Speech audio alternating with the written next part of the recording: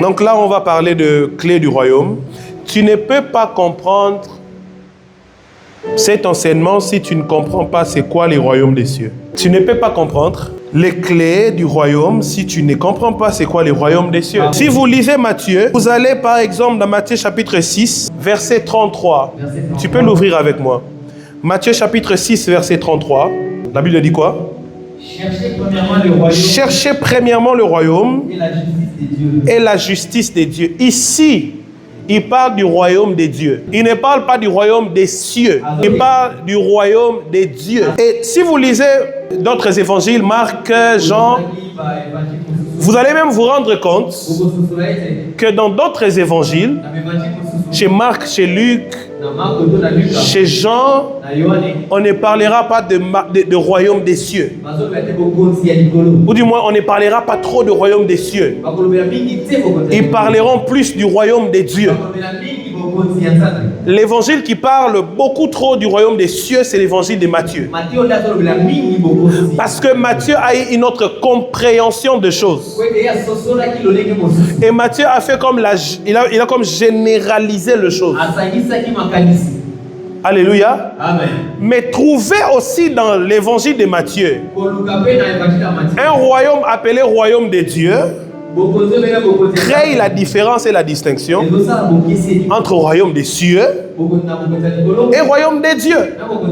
Le royaume des dieux, c'est le monde des dieux, c'est le règne des dieux, c'est la domination des dieux.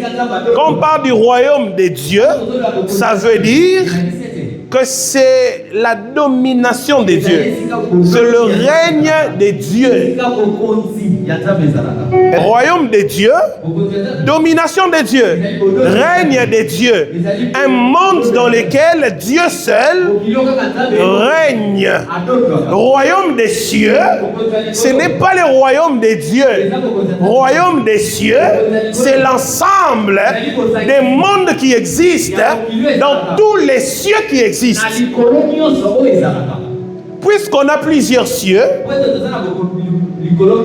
ces cieux sont régis par un système. Ces cieux sont contrôlés par un système. Ces cieux sont dominés par un système. Le système de domination, c'est ce qu'on appelle un royaume. Lorsqu'on parle d'un royaume, c'est un système. Un royaume de Dieu, c'est le système de Dieu. Le royaume des cieux, c'est le système des cieux. Vous savez qu'on enseigne qu'il y a 3 cieux. Et puisqu'il y a 3 cieux, on parle du royaume de ces 3 cieux. Donc lorsque Matthieu nous parle de royaume des cieux, il parle d'un système. Le système qui contrôle les 3 cieux. Comment est-ce que les 3 cieux fonctionnent? Comment est-ce que les 3 cieux sont régis? Comment est-ce que les règnes dans ces 3 cieux sont conditionnés? Quels sont les principes de vie dans ces 3 cieux? Parce qu'en fait, tu dois comprendre. Sur toi, Pierre, je bâtirai mon église. Il continue. Les portes des séjours de mort ne prévaudront point contre elle. Pourquoi? Attends, Matthieu chapitre 16, verset 18. Pourquoi Jésus est rassuré que je bâtirai l'église et les portes du séjour de mort ne pourront rien contre cette église. Le verset 19, c'est parce que Pierre, je te donnerai les clés du royaume des cieux. Si je te donne ces clés, les portes du séjour de mort ne pourront pas combattre. Est-ce que tu me comprends un peu? Si je te donne ces clés, les portes du séjour de mort ne pourront pas combattre ce que j'ai fait dans ta vie. Sur toi, Shadrach, je bâtirai mon église. Sur toi, je bâtirai le travail. Je bâtirai tes projets. Je te donnerai ce que ton cœur désire. Je te rendrai grand. Je ferai de toi un roi, une reine, un prince, une princesse, un grand homme. Le combat que tu auras, les portes portes du séjour de mort. Pour vaincre ces combats, dis avec moi les clés. Dis les clés s'il te plaît. Pour vaincre ces combats, les clés. Je te donnerai les clés. Les clés du royaume des cieux. Ah, pourquoi? Parce qu'en fait, lorsqu'il lui disait les portes des séjours de mort, ne prévenons pas contre elles, il parlait de quoi? Il parlait, Shadrach, des portes du deuxième ciel. Parce que les séjours de mort se trouvent dans le deuxième ciel. Le deuxième ciel, c'est quoi? Le deuxième ciel, c'est le royaume invisible. Le royaume du monde invisible. Le royaume des esprits. Le royaume du monde invisible. Le deuxième ciel, quand on était petit, on nous disait le deuxième monde. Combien ont entendu ça? Tu as déjà entendu ça? Quand on était petit, on parlait du deuxième monde. On disait c'est lui-ci, Azamuta, deuxième monde. C'est lui-ci. Pourquoi? Le deuxième monde, Shadrach, c'est le monde des esprits. C'est le deuxième ciel. Il lui dit, le combat que tu auras proviendra de là-bas. Parce que dans ce monde-là, c'est le monde où les mauvais esprits règnent. Les mauvais esprits dominent. Lorsque tu rencontres des combats donnés dans ta vie, ce sont des combats qui proviennent du deuxième ciel. Lorsque les mauvais esprits te combattent, ces mauvais esprits proviennent du deuxième ciel. Les sorciers opèrent au deuxième ciel. Les occultistes, ils opèrent au deuxième ciel. Tous ceux qui ont une alliance avec le monde des ténèbres, en fait, le monde des ténèbres, c'est le deuxième ciel. Les portes du séjour de mort, c'est là-bas. Comment maintenant faire en sorte que je vais accomplir mes projets dans ta vie, Pierre? Je vais accomplir mes projets dans ta vie. Comment faire pour que le monde des ténèbres ne puisse pas venir déranger mon plan dans ta vie? C'est Shadrach que je te donne des clés. Si je te donne des clés des cieux, tu as maintenant la capacité de faire quoi? De lier sur la terre ce qui sera lié dans les royaumes des cieux. Ça veut dire, si tu as les clés des cieux, sur la terre, tu peux fermer le deuxième ciel. Donc, il y a un projet. Il y a un projet de mariage.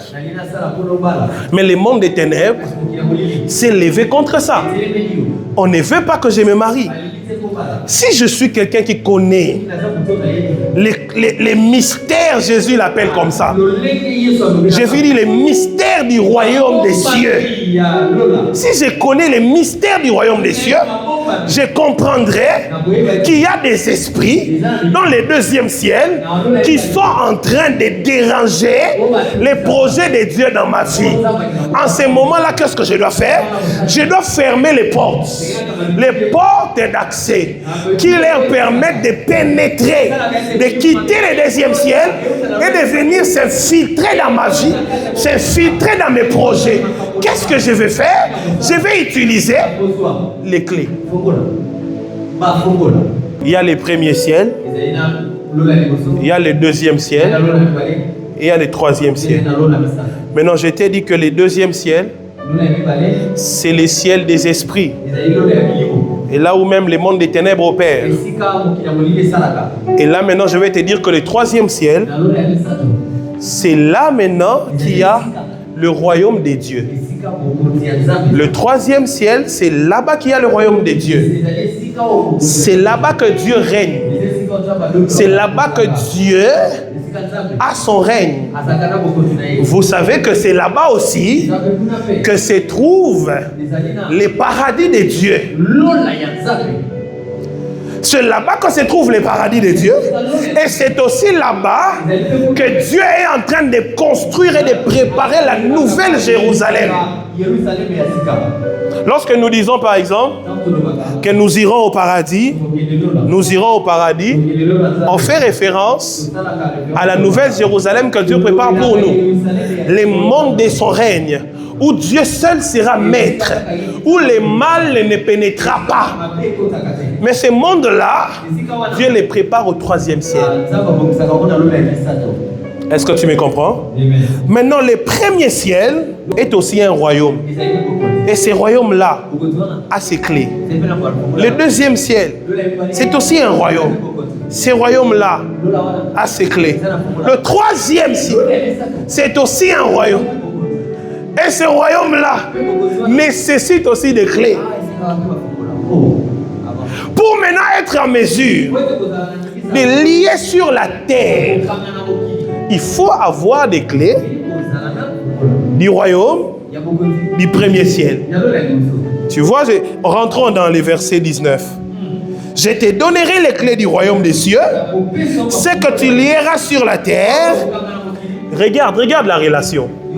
Ce que tu lieras sur la terre sera lié dans les cieux.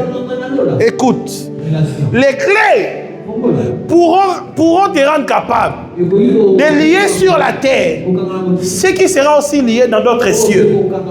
Pourquoi? Parce que nous sommes au 1er ciel. Si je lis au 1er ciel, je ne dois pas oublier qu'il y a 2 autres cieux. Je peux lier ici, mais il y a un 2e et puis il y a un 3e ciel. Est-ce que ce que moi je suis en train de lier ici sera aussi lié dans les 2 autres cieux? Lorsqu'il dit ce que tu vas lier sur la terre sera lié dans les cieux, il parle des 2 cieux qui restent. Parce que tu vas lier ici. N'oublie pas qu'il y a sur toi les 2e et les 3e. Maintenant, pour être en mesure de lier quelque chose ici et que cette chose soit aussi liée là-bas, il faut que tu aies tous les clés. Donc, tu n'as pas seulement besoin des clés de la terre ou du 1er ciel, tu as aussi besoin des clés du 2e, tu as aussi besoin des clés du 3e. Proverbe 18, verset 16. Si une personne fait des cadeaux, qu'est-ce que cela fait? Répondez-moi. Elle entre et peut rencontrer des gens importants. Ça c'est un exemple d'une clé du royaume du 1er ciel. Beaucoup de chrétiens ignorent les clés physiques et sautent directement à la recherche. C'est comme ça que leur exaucement tarde.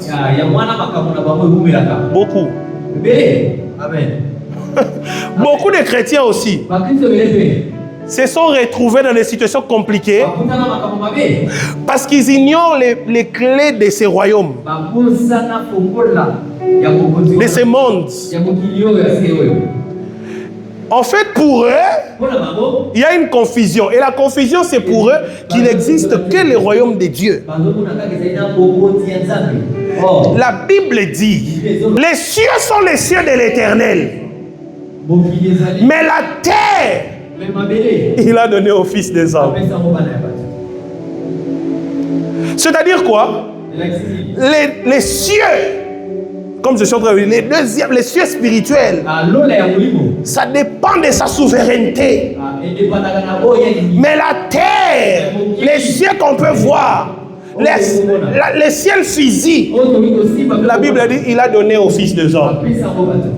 Psaume combien? Psaume 115. Ouvrez cela. Psaume 115. Psaume 115, les versets. Psaume 115, les versets 16. Les cieux sont les cieux de l'Éternel. Mais il a donné la terre au Fils de l'homme. Il y a des accès que Shadrach tu ne peux pas prendre dans ces ciels si tu n'as pas les clés. Il y a des accès que tu ne peux pas prendre sur la terre si tu ne rencontres pas certains hommes. Il y a des accès que tu ne peux pas prendre sur la terre si tu ne rencontres pas certaines personnes. La terre, Dieu l'a donnée au Fils de l'homme. Mais regarde maintenant. Proverbe nous dit quoi? Les cadeaux. Si un homme fait des cadeaux, il dit cela, ces cadeaux-là, lui fait entrer partout. Ah. N'est-ce pas que ça c'est une clé? C'est une clé. Il dit s'il fait des cadeaux, il entre partout. Et en entrant partout, il va rencontrer des gens importants. C'est ça que je te disais. Donc, Nganayo, oh non, c'est un ministre, bien c'est un homme élevé. Tu vas dans sa maison, tu frappes, on dit, tu arrives devant le portail, on dit non, tu ne peux pas entrer. Est-ce que tu as un rendez-vous? Tu rentres. Le lendemain, tu vas encore. Tu rentres.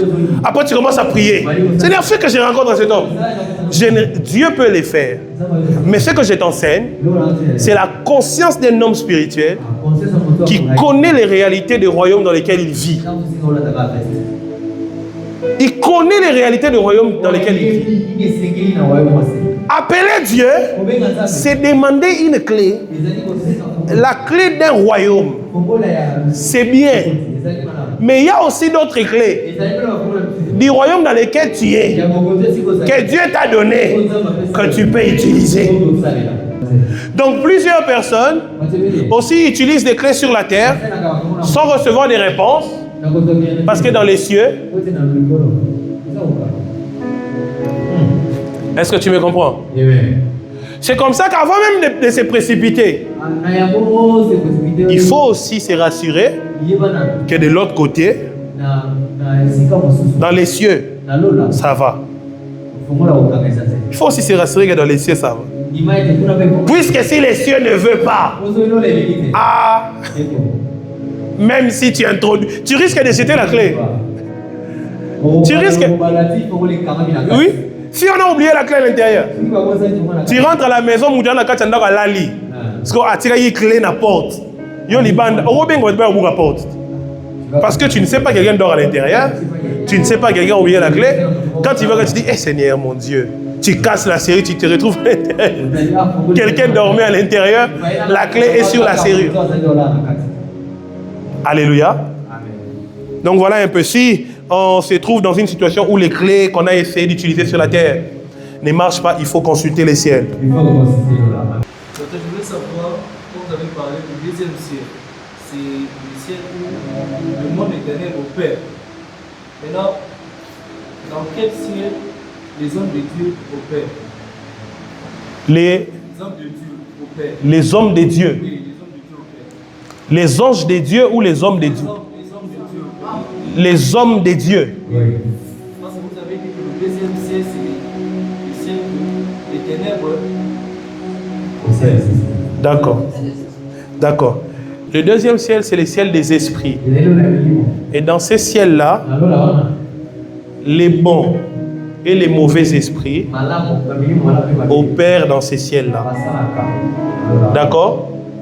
Les anges des diables, les anges des dieux, ils opèrent dans ces ciels-là. D'accord? Alors, s'il y a des agents sataniques sur la terre qui ont traité alliance avec les diables, ils vont opérer avec des esprits dans ces ciels-là. De la même manière aussi, nous qui sommes hommes de Dieu, fils de Dieu, Dieu attache à nos destinées, à nos vies des esprits de ces deuxièmes ciels qui opèrent avec nous. L'ange est apparu à l'apôtre Jean Il lui a dit, je suis ton compagnon de service. Je suis ton compagnon de service. Il dit, mais aussi de tous ceux qui ont les témoignages de Jésus. Ça, c'est un esprit venant de Dieu, mais attaché à tous ceux qui ont les témoignages de Dieu. Il est leur compagnon de service. Il y a des anges qui ont la mission ici. Ils ne siègent pas là-bas, ils ont la mission d'opérer. Mais cette mission-là, ils ne le font pas ici sur la terre. Ils le font là-bas, dans l'invisible, dans le deuxième ciel. Pour contrecarrer le royaume du monde des ténèbres. Je voudrais savoir, partant du chef coutumier, le chef coutumier, il règne sous l'influence du deuxième siècle. Parce que vous venez de dire ici tout à l'heure que ce soit les hommes de Dieu, que ce soit les esprits maléfiques, tous, par rapport à la question de notre frère, il y a l'influence du deuxième siècle. Si j'ai bien saisi votre réponse. Vas-y. Alors, au cas de chef coutumier, parce que nous savons que le deuxième siècle, c'est le siècle là du monde des ténèbres, leur influence sur la terre. Ok. Parce que ce qu'ils font, c'est passer par eux. L'exemple que vous avez donné, les hommes politiciens, ils passent par le chef coutumier. Cela veut dire que ils sont aussi des clés pour atteindre quelque chose. Alors, l'influence sur leur pied là réside au deuxième siècle. Bon, on peut aussi parler des hommes comme des clés, mais en fait, ce qui se passe avec les chefs coutumiers, c'est quoi? Les chefs coutumiers, on a lu dans les psaumes avec Jonathan tout à l'heure. Les cieux sont les cieux de l'Éternel et il a donné la terre au Fils de l'homme. Les chefs coutumiers, ce sont des hommes qui ont la maîtrise des clés de la terre. Simplement ça. Lorsque tu rencontres un homme de Dieu, à qui Dieu a donné la révélation des clés de la terre, il est plus fort qu'un chef coutumier. Parce que lui va opérer avec, il aura un accès à la souveraineté de Dieu. En premier lieu, les chefs coutumiers ont la maîtrise des clés terrestres. Maintenant, la deuxième chose qui leur ajoute encore un peu de puissance, c'est les esprits dans les deuxièmes ciels qui leur accordent aussi les clés du deuxième ciel. Nous qui sommes fils de Dieu, si nous entrons dans la profondeur de Dieu, Dieu va nous donner à nous les clés de la terre. Et à cela, comme à Jean, il nous accompagne des anges deuxième ciel qui vont nous donner les clés du deuxième ciel. Ajoutez à cela la volonté de Dieu et sa souveraineté dans les troisième ciel. Donc un homme qui va chercher un chef coutumier, c'est parce qu'il ne connaît pas les clés de la terre. Et le chef coutumier a ses clés. Donc quand il s'agit des problèmes terrestres et tout ça là, bazar mystique, c'est parce qu'ils ont des clés de la terre. Ce sont des vieillards. Alléluia. On va parler de ça. Vraiment, les jeudis, je vais parler de ça. Ça sera très intéressant. Très, très, très intéressant. Alléluia.